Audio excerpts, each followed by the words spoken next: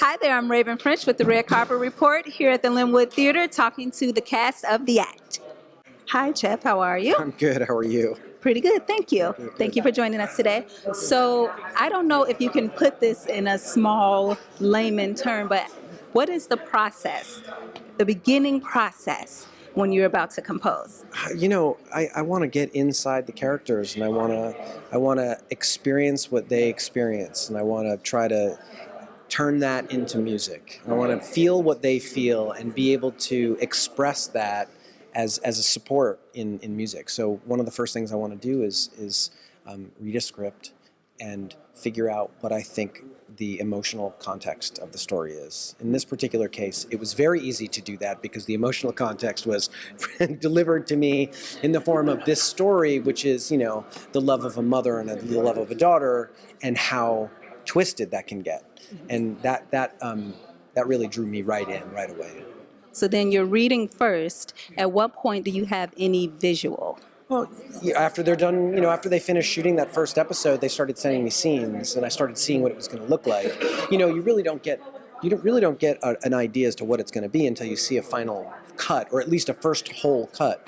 So I would see some of the dailies, and you get an idea of to how things feel, but you really don't understand the gravity of the whole situation until I saw the whole first episode.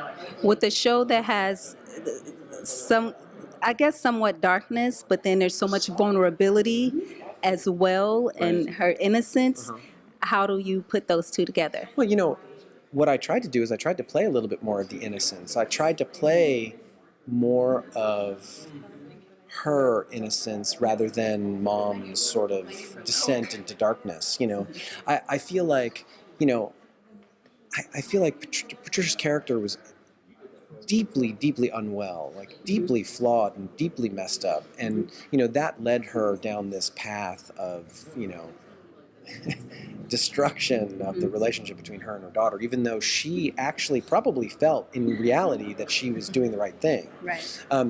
And trying to play into that emotion and trying to understand that this is a twisted love, but that doesn't mean that the love for her wasn't real. So I had to sort of figure out how to thread that in. And there's an innocence there. There really truly is like an innocent nature to that kind of love. And, you know, I didn't want to just play dark, dark, dark on top of dark on top of dark, because that might have just been Dark. Yeah, well, like too much, like too much to handle, too much to watch, you know? I agree. Yeah.